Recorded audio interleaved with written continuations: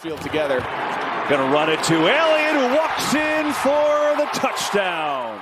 Regrettably, nobody is capable of beating Father Time. Not even Tom Brady, as close as he got to that. Eventually, a player's career has to come to an end. And right now, there are plenty of players out there that are looking like this season might be their last.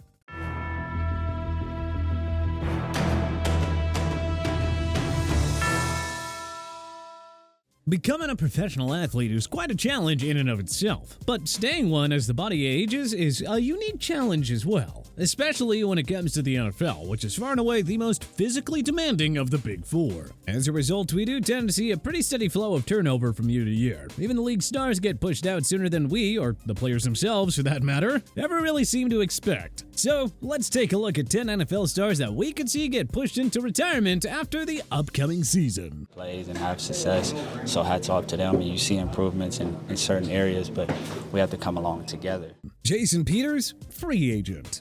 All things considered, Jason Peters has to be viewed as one of the most talented players of his era. The offensive tackle turned himself from an undrafted free agent out of the 04 draft to a Super Bowl winner and perennial All-Pro and Pro Bowl selection. You gotta wonder what the scouts are thinking back then overlooking the freakishly athletic big man. Yep, he got some burn-in last year in the Pacific Northwest with the Seahawks as a 41-year-old, which is honestly just ridiculous. Peters is technically still a free agent, and we might see a team try to bring him into the locker room as a veteran presence and or a rotational piece, but I think all things are pointing to Peters getting pushed toward retirement. And who knows, perhaps it could occur sooner rather than later. Zach Ertz, Washington Commanders. There is no denying that Zach Ertz was once a perennial tight end in the NFL, but let's face it, the 6'5" pass catcher has certainly experienced a notable decline in performance and usage in recent years. Otherwise, why would he have joined the Washington Commanders at this stage of his career? Talk about desperation. Alright, all cheap shots aside, Ertz is definitely far away from his peak, back when he was with the Philadelphia Eagles, where he earned 3 Pro Bowl selections and was an integral part of their Super Bowl run. Over the past few seasons, he has dealt with various ailments, including a significant ankle injury in 2020 that not only cost him a chunk of games, but also seems to have had a lingering effect on his ability to perform come game day. These injuries have not only affected him physically, but they have also disrupted his rhythm and chemistry with quarterbacks, especially once he was shipped out to Arizona, where the position was fairly unstable due to injury. But in any case, he's missed over a dozen games over the last 2 years, and if he doesn't put up some sort of revival campaign in the nation's capital, I wouldn't be too surprised to see him quietly drift into retirement after the season. Michael Thomas, free agent. For a stretch there, Michael Thomas, aka Can't Guard Mike, was considered one of the top wideouts in the league. In 2018 and 2019, he led the league in receptions in back-to-back years as part of a 4-year period to start his career, during which he averaged over 100 receptions per year and well over 1,200 yards. It isn't clear if injuries caught up with him or something changed with how he approached the game, or heck, maybe opposing defenses just figured him out. But the man has barely eclipsed 1,000 receiving yards total in the 4 years since. Now the Ohio State product sits unsigned in free agency and set to turn 32 at the end of the season. Teams are pretty hesitant to sign him due to concerns over his injury history and durability, as well as his very questionable character. I'm sure some team will likely take a flyer on him based on his track record, but don't be shocked if one more down year pushes a guy who looked like a surefire Hall of Famer to start his career into an early retirement that doesn't amount to a gold jacket. Ezekiel Elliott, Dallas Cowboys. Ezekiel Elliott wasted no time becoming one of the most dominant backs in the game after the Dallas Cowboys took him at the top of the 2016 NFL Draft, 4th overall as a running back to be precise. But you know, it looks like those 300-plus carry seasons are now long behind him, and that perhaps Zeke's better days too are now in the rearview mirror. After back-to-back Pro Bowl years in 2018 and 2019 with Dallas, it seemed clear that, well, he's just lost his step, and his production reflected that. Compounding the problems for Dallas was that Elliott was on one of the largest contracts for a running back in the league. The man, who was in many ways the face of the franchise, was unceremoniously discharged to Foxborough, where he toiled away in 2023 for what was far and away the least productive season of his entire career. But was it a sabbatical, or was it just the end? Because Zeke is back with the Cowboys for another trip around the sun. Now, there is some excitement in Big D, but you know, common sense dictates that he's likely just past his prime and that this change of scenery won't really do much for for him, furthering our suspicion that this could be it. The decision to bring Elliott back to Dallas could also be viewed as a sentimental move, really more than a strategic one, thus allowing him to finish his career where it all started. So, if he tanks in his return to Dallas, well, I wouldn't be too shocked for it to go from bad to worse for Elliott. So much so that it could ultimately spell the end of his entire career. Justin Houston, Miami Dolphins. Justin Houston was drafted by the Kansas City Chiefs in the 3rd round of the 2011 NFL Draft. At 6'3" and 270 pounds with an elite pass rushing skill set, Houston quickly made a name for himself with his explosive speed, strength, and ability to get to the quarterback. During his heyday, he was named to 4 Pro Bowls and earned first-team All-Pro honors in 2014 after recording an astounding 22 sacks, just half a sack shy of the NFL single-season record. Unfortunately, time waits for no one, and we are now well over a decade from his draft night. Houston's body isn't what it once was, and he is clearly in a state of decline as evidenced by his decision to sign at the Carolina Panthers last year. More and more teams are choosing to prioritize youth, speed, and long-term potential, leaving veteran players like Houston out in the rain, often finding themselves with limited options. Houston's time in Charlotte was far from a success too. He suffered a hamstring injury during Week 8 with just 0.5 of a sack to his name. Somehow, he parlayed that into a contract with the Dolphins back in January. But if he doesn't put up some serious counting numbers or overly impressive game tape during this upcoming campaign in Miami, the 35-year-old may be forced to walk off for good at season's end.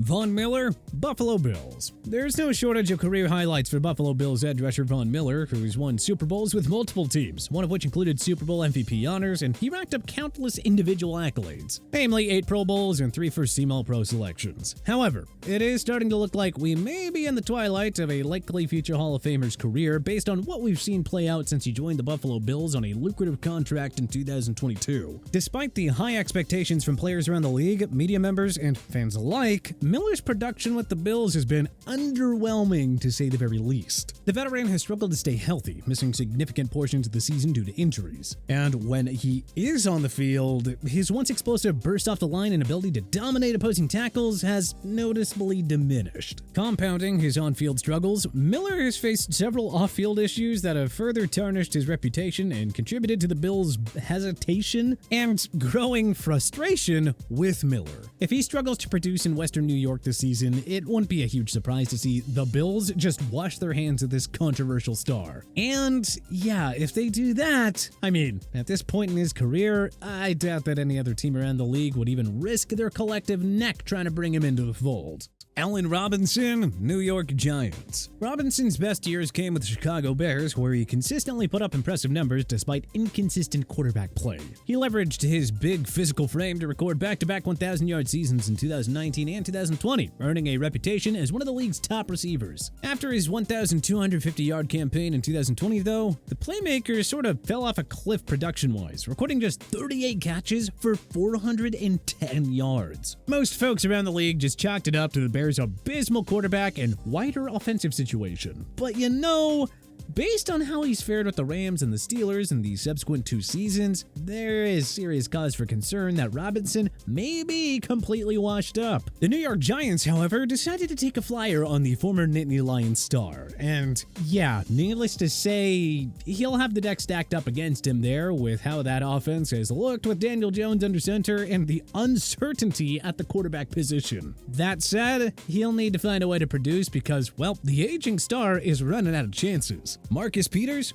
free agent. At his best, Marcus Peters was one of the most feared cornerbacks in the league for both his fiery attitude and his impressive ball-hawking skills. Peters has been a high-impact player ever since the Kansas City Chiefs took him in the first round of the 2015 NFL Draft. In fact, he even led the league in interceptions his rookie season, earning Rookie of the Year honors in the process. Unfortunately, football, and the cornerback position more specifically, require an insane degree of athleticism, something that injuries, including a significant ACL tear in 2021, have started to hamper. It isn't just his ability to stay on the field that has been called into question, but also his ability to actually perform at an acceptable level. As we've seen a major uptick in his careless penalties, coverage lapses, and decline in that insane playmaking ability that he built his entire career on. He was waived mid-year in 2023 by a floundering Las Vegas Raiders team, and at this point, he remains unsigned. We may see a contender roll the dice on him, but even if one actually does, it does not look like like his NFL career is going to be long for this world. Patrick Peterson, free agent.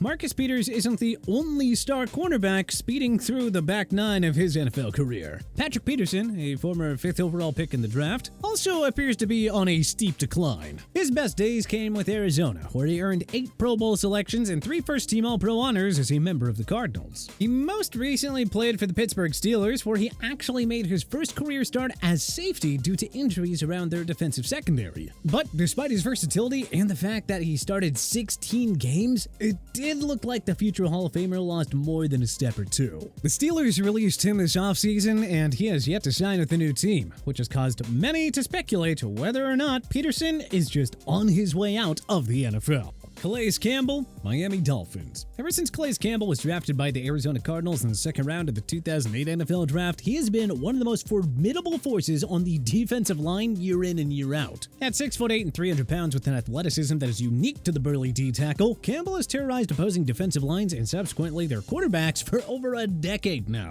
One of Campbell's most notable seasons came back in 2017 with the Jacksonville Jaguars, where he spearheaded a complete change of culture. It wasn't just the career-high 14.5 sacks that he posted that helped lead the team to an AFC Championship appearance, but also his tenacity and leadership, which turned the lowly Jags defense into Saxonville, becoming one of the most feared units in the league in recent memory. His contributions earned him a place in the NFL's 2010s All-Decade team, cementing his legacy as one of the elite defenders of his era. But now that we're heading into the 2024 season, with Campbell due to turn 38 at the beginning of the season, it seems extremely likely that his better days are now behind him, and he could be pushed towards retirement. His numbers have fallen off drastically since his glory days in Duval, and while he's still serviceable, his decline begs the question, for how much longer will he be? Do not be surprised if this year ends up being the last one for a guy that many would argue will be in the Hall of Fame someday. But hey, which NFL star do you think could get pushed into retirement after the season? Who do you think we got right? Who do you think we got wrong? Is there anyone that we may have missed? Let us know in the comment section below. If you like this video and learned a thing or two, clicking the like button helps out a ton. And hey,